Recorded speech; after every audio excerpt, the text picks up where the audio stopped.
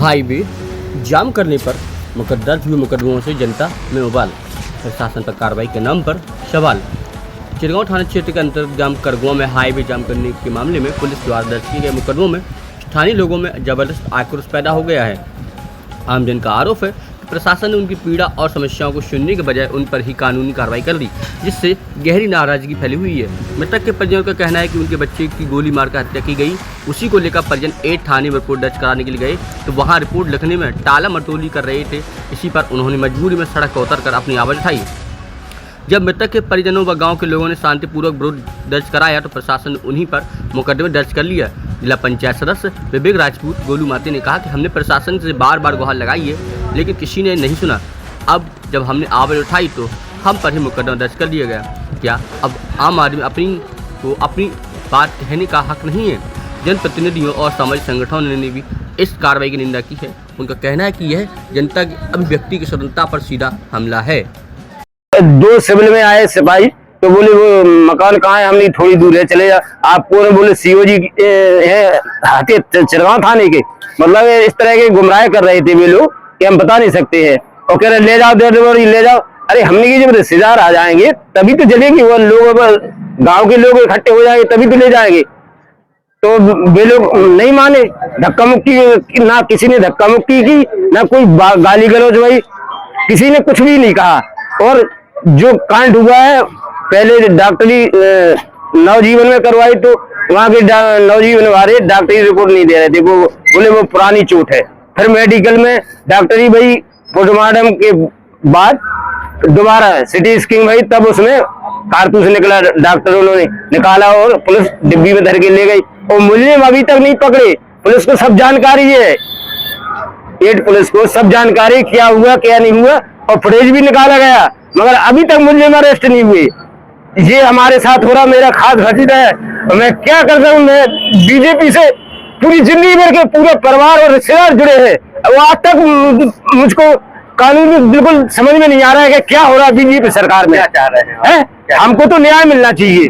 और ये मुकदमा लिखा लोग बागों पे झूठा है तो वो कटना चाहिए, सीधी बात। किसी को नहीं फंसा दो ना जात। मेरे दाह संस्कार में जा रहा है भतीजा कदम, किसी लोगों को मत फंसाइए। ये बीजेपी सरकार में हो रहा है, इतना तो सभा में नहीं हुआ ना, बीजेपी बीएसपी में होता है। सबसे ज्यादा अन्याय हो रहा है। ये भी जो बैठे हैं वो क्या कर रहे हैं, क्या देख रहे हैं?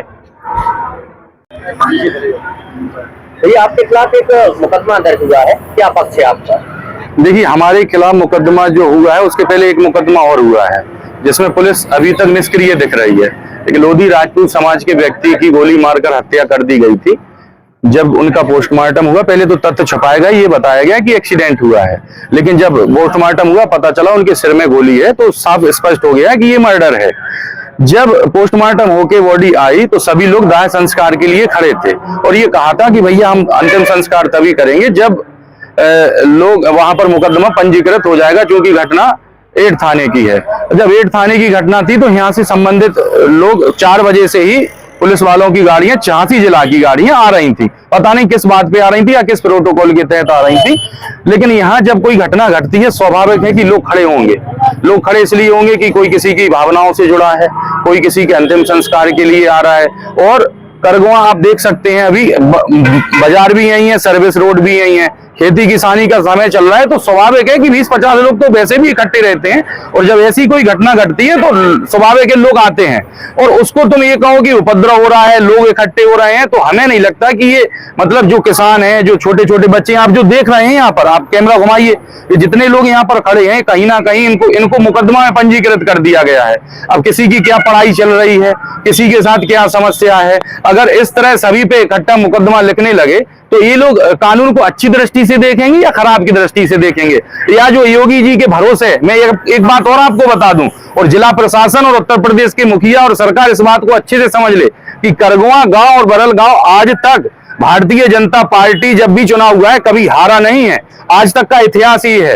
और यहाँ पर आप इकट्ठे सब लोगों को, पूरे गांव को 150 लोगों पर मुकदमा लिख दो, क्या कोई किसी की गमी में नहीं जा सकता है? किसी के दाह संस्कार में नहीं जा सकता है? कोई अपने खेत से आ रहा है, कोई दुकान पे आ रहा है, इस तरह अगर मुकदमा आप सब पे इकट्ठा लिख दोगे, बल्कि आपको उन पर कार्रवाई करनी चाहिए जिनने ये घटना को अंजाम दिया है, जिसने किसी के बच्चे में गोली मारी है उसको, बल्कि उसके एवज में हम लोगों को और मुकदमे में इसलिए रख दिया कि ये इस पे फोकस ना कर पाए और इस बात की जानकारी ना मिल पाए, तथ्य ना निकल के आ पाए कि घटना आखिर में क्या घटी थी।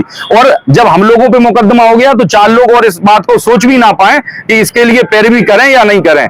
तो मैं यही आग्रह करना चाहता हूं प्रशासन से कि इस तरह के मुकदमा एक साथ पूरे गांव पर लिख देना, वो भी बीजेपी शासन में जिसमें हमेशा गांव बीजेपी को वोट देकर जिताया है, एक भरोसे के तहत जिताया है, और इस तरह सभी पे सामूहिक मुकदमा लिख देना कहीं ना कहीं राजनीतिक या तो षड्यंत्र हो सकता है या विपक्षी की भी चाल हो सकती है, या जो जनप्रतिनिधि हैं उनको इस बात में विषय पे विचार करना चाहिए कि आखिर पूरे गांव में एक साथ 26 नामजद और 150 अज्ञात लोगों पे मुकदमा लग जाए। भारतीय जनता पार्टी के शासन में रिकॉर्ड मतों से इस गांव की पोलिंग और बूथ जीतते हैं भारतीय जनता पार्टी के। विषय ये है कि अब इन लोगों को आप देखो, लगता है कि इन लोगों को खुद देखो, आप कोई अपनी किसानी खेती करता है, कोई पढ़ता है, कोई कहीं ना कहीं अपनी ठेले पे अपना रोजगार चला रहा है। अब कोई रोजगार चला रहा है और किसी का कोई लोग इकट्ठे हुए हैं किसी को सांत्वना देने के लिए, किसी की कोई गमी हो गई है, तुम कहो कि अराजकता फैल रही है, भीड़ हो रही है, तो हमें नहीं लगता कि ये जायज है। पुलिस से कोई अभद्रता नहीं हुई है, पुलिस से कोई धक्का मुक्की नहीं है, बिल्कुल सरासर मनगढ़ंत बात है।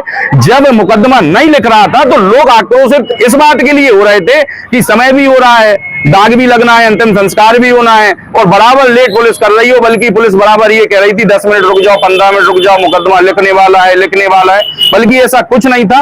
और सर्विस रोड पर ही उनका पीड़ित का घर है, 2-3 घर छोड़ के। जब सर्विस रोड है, लोग ऐसे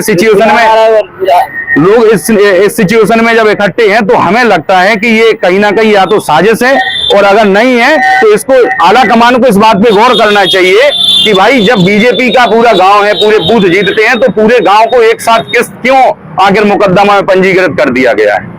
आपको क्या लगता है झूठा मुकदमा लिखा गया है क्या? देखिए, जब हम लोग जिस मुकदमे के लिए बैठे थे, पीड़ित पक्ष के लिए हम लोग थे, तो जब वो मुकदमा लग गया तो इस मुकदमे की कोई वैल्यू ही नहीं बनती थी। आखिर ये क्यों लिखा गया? कहीं ना कहीं